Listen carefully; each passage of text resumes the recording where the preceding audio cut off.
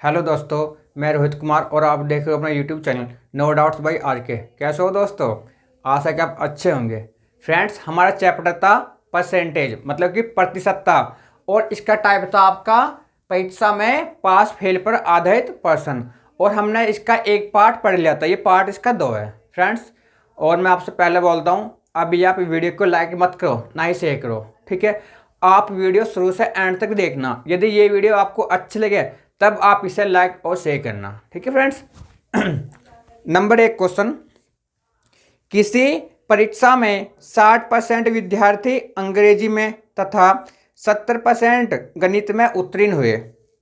यदि 20% विद्यार्थी दोनों विषयों में अनुत्तीर्ण रहे हो तथा 2500 विद्यार्थी दोनों विषयों में उत्तीर्ण रहे हो, तो कुल परीक्षार्थियों की संख्या बतानी है, ठीक है फ्रेंड्स। देखो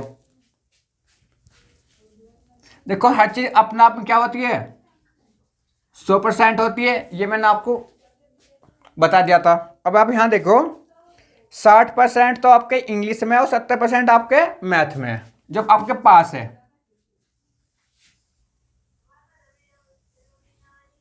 एक विषय में आपके 60% है, कौन सा में? इंग्लिश में। ई से मतलब आपका इंग्लिश, और आपके जो 70% है ये आपके मैथ में है। एम से मतलब है मैथ, ठीक है। इसे यहां ले लो, ठीक है। अब आप ये देखो, इसने ये बोला कि 20% विद्यार्थी दोनों विषयों में क्या आपके अनुत्तीर्ण या फेल है। और मैंने आपसे एक बात बोली थी कि यदि आपके 2 अनुत्तीर्ण हो और एक उत्तीर्ण हो तो आप उसे बना लेना अनुत्तीर्ण में या फेल में। यदि आपके 2 पास हो और एक फेल हो तो उसे भी पास में बना लेना। आप ये बताओ, यदि आपके 20% विद्यार्थी दोनों विषयों में आपके फेल है तो इसका मतलब क्या कि 80% विद्यार्थी दोनों विषयों में पास है। तो इसका मतलब क्या आपके कि 80% विद्यार्थी दोनों विषयों में क्या आपके पास है, ठीक है फ्रेंड्स। एक बार और समझो भाई, हमारा जो पूर्णांक है 100% है, ये 100 है। यदि एक विषय में आपके पास है 60%, दूसरे में आपके 70%, लेकिन 20% दोनों विषयों में आपको क्या है, फेल हुए, तो इसका मतलब पास क्या आपके दोनों में 80%। अब आप ये बताओ, 60 और 70, 60 तो आपके यहां पास है और 70 आपके यहां पास है, लेकिन इसमें से आपके 80% वे भी तो है जो आपके दोनों विषय में क्या है, पास है। तो आपके एक्चुअल में पास क्या है, 6 7 13, 130 में से गए 80, क्या बचा आपके 50। तो एक्चुअल में जो आपके पास है ये क्या आपके 50%, ये क्या आपके उत्तीर्ण, ये क्या आपके उत्तीर्ण, और ये क्या आपके कुल, ठीक है फ्रेंड्स। अब बस ये देखना इसने दिया क्या और इसने पूछा क्या। इसने ये दिया है कि 2500 विद्यार्थी दोनों विषयों में उत्तीर्ण हुए, तो हमें कुल बताना है, ठीक है फ्रेंड्स। और मैं आपसे हर वीडियो में ये बात बोलता हूँ, जो दे रखा है उसके बराबर पॉइंट ले लो और एक पॉइंट की वैल्यू निकाल लो। जो आपसे पूछे सीधा उसका मल्टीपल कर दो। हमारे पास क्या 50%, उसने बोला 2500, ठीक है फ्रेंड्स। यहां से 1% की वैल्यू 2500 बटे 50 गुना क्या पूछा उसने, कुल। और ये क्या हमारा 100। चाहो तो आप यहां से निकाल लो 1% की वैल्यू, चाहो तो आप वहां से निकाल लो। लो आप यहां से निकाल लो, तो आपको यहां से आ गई 50, ठीक है, क्योंकि 5 पंजे 25। यदि 1% की वैल्यू आपकी 50 आ गई तो आपकी 100% की वैल्यू तुम्हें क्या आ गई, 5000 आंसर। तो आपके जो कुल विद्यार्थी है, कुल आपके जो छात्र है, वे आपके 5000 है, ठीक है फ्रेंड्स। एक बार और समझो आप, यदि ये क्वेश्चन समझ में आ गया तो आपके सारे क्वेश्चन समझ में आ जाएंगे। भाई कुल मैंने 100 माना, यदि 100 में से 60 तो पास आपके इंग्लिश में और 70 आपके मैथ में, लेकिन उसने ये बोला कि जो 80 है ना 100 में से, वो आपके क्या है, वे तो पास है। लेकिन उसने बोला कि 100 में से जो आपके 20 है या 20% है वे आपके फेल है। यदि 100 में से 20 फेल है आपके दोनों विषयों में, तो दोनों विषयों में आपके 80 पास हुए। अब ये सारा आपके बनिए क्या, पास वाले। और ये बात मैंने आपसे पहले बोली थी, या तो आप इन सबको पास वाला बनाओ या सारे फेल वाला बनाओ। 7 और 6 13, 130 आपके पास है। 60 तो आपके इंग्लिश में है और मैथ में आपके 70 है, लेकिन 80 आपके वे भी तो जो दोनों में पास है। तो एक्चुअल में पास क्या आपके 50%। ठीक है, तो यदि 100 में से आपके 50 पास है, ठीक है, 50 फेल है, लेकिन उसने फेल वाला नहीं पूछा है। उसने दिया कि जो पास है आपके 2500 है, हमारा है 50%। 50% की वैल्यू 2500, 1% की वैल्यू 50, कुल क्या हमारा है 100%। यदि 1% की वैल्यू 50 है तो 100% की वैल्यू 5000, आंसर। ठीक है फ्रेंड्स, क्वेश्चन नेक्स्ट आपका।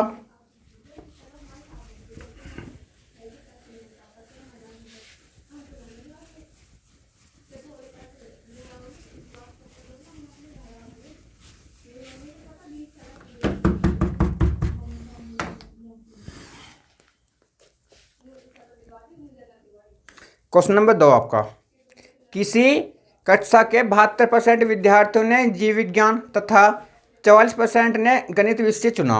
यदि प्रत्येक विद्यार्थी ने जीव विज्ञान तथा गणित में से कम एक विषय चुना हो तथा 40 विद्यार्थियों ने ये दोनों विषय चुने हो, तो कक्षा में कुल कितने विद्यार्थी है। आसान क्वेश्चन है। देखो भाई, मैंने माना कुल 100 है, आपके 100% है।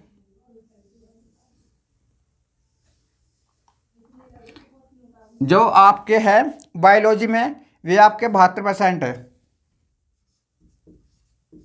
ये आपके बायोलॉजी में, जिसे आप बोलते हो जीव विज्ञान। ठीक है फ्रेंड्स, और 44% आपके मैथ में है, इसमें से ये आपके गणित में है। ठीक है फ्रेंड्स, अब इसने ये बोला कि 40 विद्यार्थियों ने ये दोनों विषय चुने हो। इस बार उसने दिया विद्यार्थी 40 दिए इस बार, तो ये क्या आपके 40। ठीक है, पूछा क्या उसने, कुल पूछा, कुल विद्यार्थी। भाई हमारे क्या कुल 100 है, 100% है, मतलब कि 72 ने तो लिया आपका बायोलॉजी, 44 ने लिया आपका मैथ। ठीक है, ये तो आपके परसेंटेज में, लेकिन आप ये देखो 44 से 72 आप इन्हें जोड़ दो एक बार, सीधा आप इन्हें जोड़ो, इसे और इसे, 72 और 44 ये आपके बैठ गए 116। ठीक है परसेंट। भाई आप ये बताओ, कुल आपके 100% है, कुल 100 है, अब बैठ गया आपके 116। इसका मतलब क्या हो गया, इसका मतलब ये हो गया कि वे 16% आपके वे है जो दोनों में आ रहे हैं, जो दोनों में काउंट हो रहे हैं। भाई कुल तो हमारा 100 है, ये बैठ रहा है 116। इसका मतलब 16% क्या, जो आपके दोनों में काउंट हो रहे हैं, हमारे 16% है, इसने दिया 40। 16% की वैल्यू क्या आपकी 40, 1% की वैल्यू क्या आपकी 40/16। ठीक है फ्रेंड्स, और कुल हमारे क्या थे 100, कुल हमारे थे 100, तो गुना 100।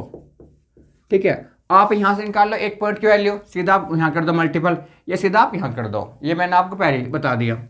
ठीक है काट दो, 8 पंच 40, 8 दूनी 16, काट दो से 50, तो 5 पंजे 25, 250, कुल आपके 250 है। ठीक है फ्रेंड्स, भाई या तो इससे आप ऐसे कर लो, या यहां से आप 1 पॉइंट की वैल्यू निकाल लो। कैसे, देखो ये आपका आ गया आंसर, या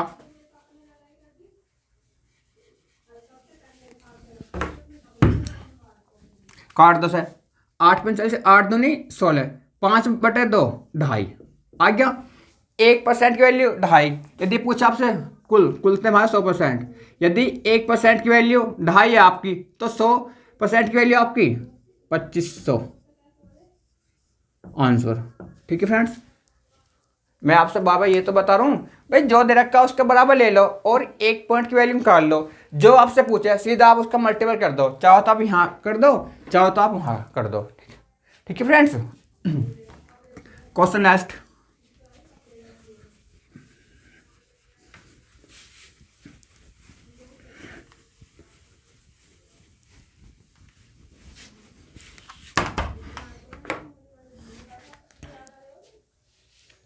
क्वेश्चन नेक्स्ट आपका, एक प्रत्याशी किसी परीक्षा में 20% अंक प्राप्त करके 30 अंकों से फेल हो जाता है, परंतु अन्य प्रत्याशी 32% अंक प्राप्त करके पास होने वाले अंकों से 42 अंक अधिक प्राप्त करता है। ठीक है, तब पास होने के लिए अंकों का प्रतिशत है। ठीक है फ्रेंड्स, क्वेश्चन ये आपका इंपॉर्टेंट है, समझो।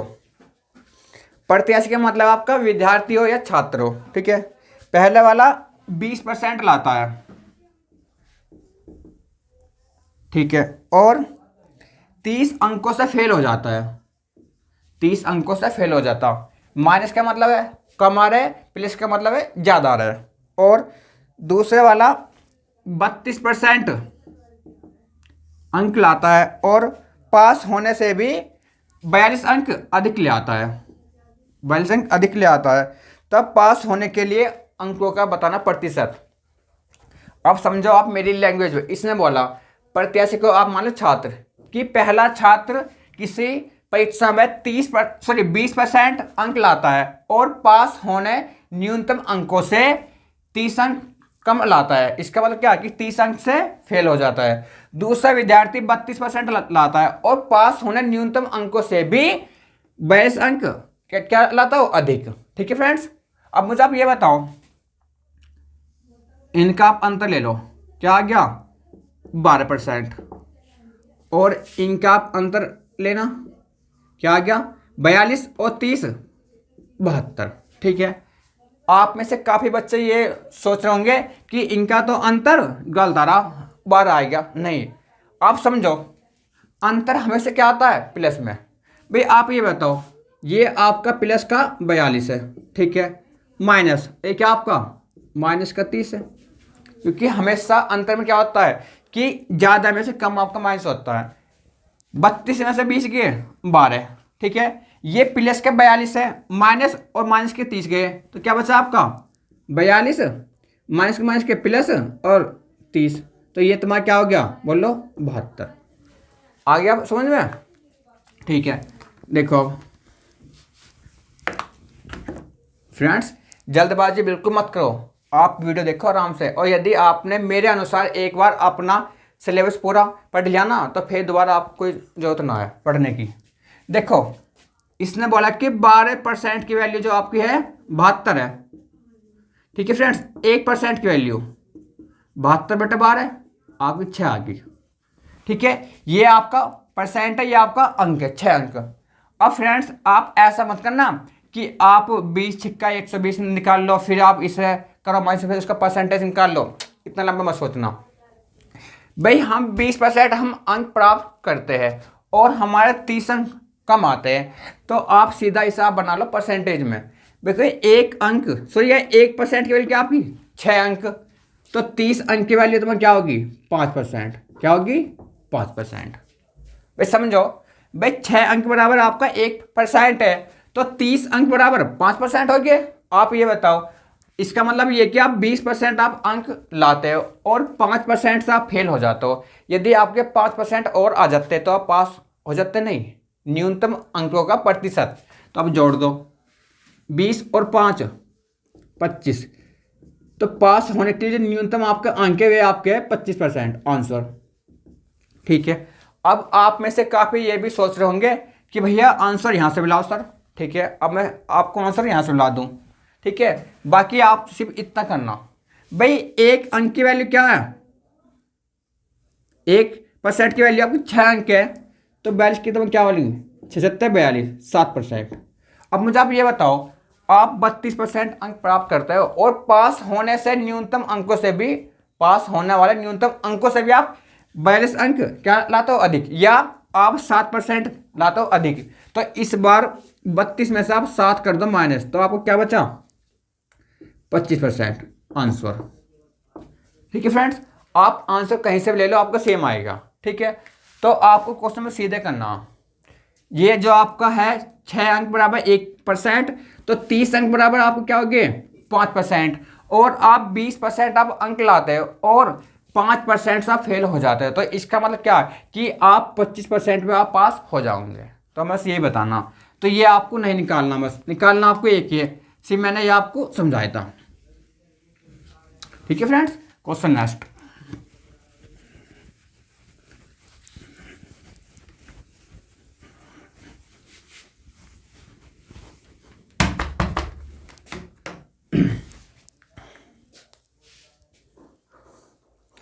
एक परीक्षा में किसी प्रत्याशी ने 30% अंक प्राप्त किए और वह 6 अंकों से फेल हो गया।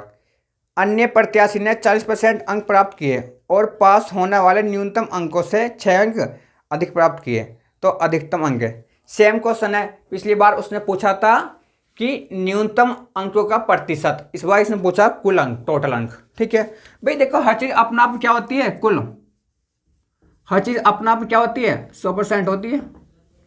ठीक है, मैंने 100 मानना। अब देखो पहले वाला 30% अंक लाता है और 6 अंकों से फेल हो जाता है, और दूसरे वाला 40% लाता है और 6 अंक अधिक लाता है। ठीक है फ्रेंड्स, आप ये बताओ, इनका आप अंतर ले लो, सीधा इनका अंतर क्या आ गया, 10 और 30 का अंतर, सॉरी 40 और 30 का अंतर 10% बराबर। और इनका आप अंतर ले लो जो मैंने अभी आपको बताया था, प्लस के 6 माइनस और माइनस के 6, 6 6 12। ठीक है, 1% की वैल्यू 12/10 गुना कुल वहाँ कहते हैं 100%, गुना 100 कर दो आप, तो ये आपका ये 120 अंक टोटल आंसर। तो आपके कुल थे 120 अंक। ठीक है फ्रेंड्स, ये मैंने आपसे बता दी, मैं बार बार बोलता हूँ, या तो आप सीधा यहाँ कर दो मल्टीपल, या सीधा आप वहाँ कर दो। ठीक है, एक पॉइंट पे जो आपसे पूछे। Question next,